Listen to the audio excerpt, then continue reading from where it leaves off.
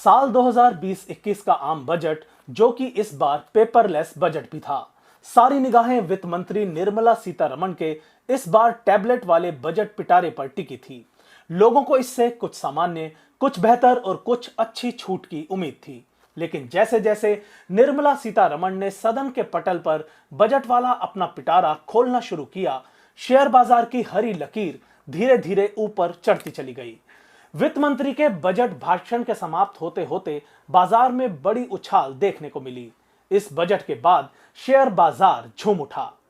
लेकिन वहीं इस बात से लोगों को निराशा भी हुई कि इस बार आम लोगों के हिस्से में बजट में वो कुछ नहीं आया जिसका वो भरोसा कर रहे थे। मिडिल क्लास को कोई राहत ना देते हुए आयकर के स्लैब में कोई बदलाव देखने को नहीं मिला।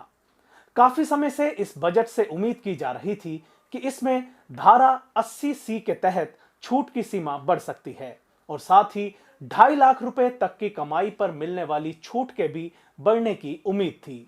इस बार के बजट में बुजुर्गों को कुछ राहत जरूर मिली है। 75 साल से अधिक के उम्र के लोगों की आमदनी पर अब कोई टैक्स नहीं लगेगा। हालांकि शर्त यह है कि यह छूट उन्हें सिर्फ पेंशन पर दी जा रही है, ना कि बाकी किसी तरीके से हुई कमाई पर। यानी बाकी हर तरह की कमाई टैक्स के दायरे में होगी। कोविड से जूझ रही अर्थव्यवस्था को भले इस बजट के जरिए संबल प्रदान करने की कोशिश की गई हो, लेकिन आम आदमी इस बजट से बहुत कुछ नहीं पा सका है। पूरे बजट भाषण से इस बात की उम्मीद थी कि नरेगा को लेकर भी सरकार के इस बजट में कुछ साफ तस्वीरें दिखेंगी, क्योंकि सरकार इस परियोजना को अर्बन एरियाज में भी ले जाने की बात कर चुकी है। लेकिन इस पूरे बजट के दौरान इस योजना का कहीं भी कोई जिक्र नहीं था। स्वास्थ्य सेवा, शिक्षा और किसान इस बार के बजट में केंद्र में रहे। एक तरफ कोविड से हलकान पड़े देश में स्वास्थ्य सेवाओं पर जहां सरकार का फोकस रहा, वहीं नई शिक्षा नीति के लागू होते ही इसे बेहतर अंजाम तक पहुंचाने के लिए सरकार ने कई नए स्कूल, कॉलेज, विश्वविद्यालय और उच्च शिक्षण संस्थाओं को बजट में शामिल कर लिया। वहीं सड़क पर बैठे किसान भी सरकार के इस बजट के हिस्से में आए। इस आम बजट में किसानों के नाम भी कई सारे तोहफे दिए गए, लेकिन पेट्रोल डीजल के मूल्य पर कोई फर्क नहीं पड़ा। पेट्रोल पर 2.5 रुपए और डीजल पर 4 रुपए का कृषि सेस लगाया गया है, लेकिन इसका अतिरिक्त भार ग्राहकों पर नहीं पड़ेगा, इसकी घोषणा जरूर की गई।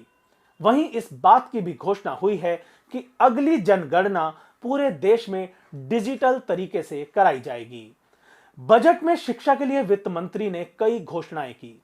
उन्होंने कहा 100 नए सैनिक स्कूल खोले जाएंगे, जिसके लिए प्राइवेट और एनजीओ की मदद ली जाएगी। वहीं उन्होंने कहा कि पहाड़ी इलाकों तथा आदिवासी क्षेत्रों के लिए अलग अलग बजट रखा जाएगा। इसके साथ लद्दाख के लेह में सेंट्रल यूनिवर्सिटी बनाने की भी घोषणा की गई। इस बजट में विदेश से आने वाले ऑटो पार्ट्स, विदेशी मोबाइल और चार्जर जैसे कई सामान महंगे हो गए, तो वहीं सोना, चांदी, तांबा, लोहा और स्टील के सामान सस्ते होंगे। होम लोन पर पुरानी छूट 2022 तक लागू रहेगी। वहीं स्टार्टअप के लिए छूट 2022 तक लागू करने और अफोर्डेबल हाउसिंग स्कीम 1 साल के लिए और बढ़ाने की भी घोषणा हुई है। वहीं पीएफ में ज्यादा पैसे डालकर टैक्स बचाने वाले लोगों को इस बजट से तगड़ा झटका लगा है। प्रोविडेंट फंड में 1 साल में 2.5 लाख रुपए से ज्यादा के ब्याज पर आपको अब टैक्स देना होगा। इससे हाई इनकम सैलरीड लोग सीधे तौर पर प्रभावित होंगे, जबकि वित्त मंत्री ने एनआरआई के लिए भी डबल टैक्सेशन से छूट की घोषणा की। इसके साथ ही टैक्स ऑडिट की लिमिट 5 करोड़ रुपए से बढ़ाकर 10 करोड़ रुपए की गई। साथ ही एनआरआईज को इनकम टैक्स में ऑडिट से छूट की भी घोषणा की गई। वित्त मंत्री ने साफ तौर पर इस बजट भाषण में जिक्र कर दिया कि इस वित्त वर्ष में राजकोषीय घाटा 6.8% होने का अनुमान है, जिसे 2023-24 तक 3% पर लाने का लक्ष्य रखा जा रहा है। वहीं लाइफ इंश्योरेंस कॉर्पोरेशन का आईपीओ बाजार में लाने की भी सरकार ने घोषणा कर दी।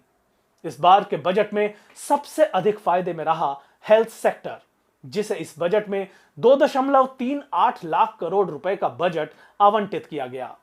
स्वास्थ्य बजट में 135% का इजाफा हुआ है। यह पहले 94,000 करोड़ रुपए का था, जिसे अब बढ़ाकर 2.38 लाख करोड़ रुपए कर दिया गया है। वहीं कोरोना महामारी के लिए 35,000 करोड़ रुपए की सरकार ने घोषणा की है। वहीं किसानों के लिए लोकसभा में बजट भाषण के दौरान वित्त मंत्री ने ऐलान किया कि किसानों से एमएसपी पर फसलों की खरीद जारी रहेगी। इसके साथ ही उन्होंने कहा कि किसानों की आय दुगना करने का भी लक्ष्य सरकार का है, इसलिए सरकार एमएसपी सिस्टम में बदलाव की कोशिश कर रही है। उन्होंने कहा कि एपीएमसी को एग्री फंड के दायरे में लाया जाएगा। इस बजट में आम आदमी को राहत मिले ऐसी तो कोई घोषणा नहीं हुई। उल्टा तमाम चीजों पर कस्टम ड्यूटी और सरचार्ज लगने की वजह से मोबाइल समेत बहुत सारी चीजें महंगी भी हो रही हैं। इस बजट से आम महिलाओं को भी काफी उम्मीद थी, लेकिन बजट भाषण सुनकर यूं लगा मानो महिलाओं पर भी इस बजट में कुछ खास ध्यान नहीं दिया गया। इसके बाद भी जिस तरह से निर्मला सीतारमण के बजट भाषण के बाद शेयर बाजार झूम उठा, उससे इतना तो साफ हो गया कि सरकार चाहे सभी को इस बजट से संतुष्ट ना कर सकी हो, लेकिन इस बजट के द्वारा कोरोना की मार झेल रही अर्थव्यवस्था को बेहतर करने की तरफ इसे सरकार के एक कदम के तौर पर देखा जा सकता है।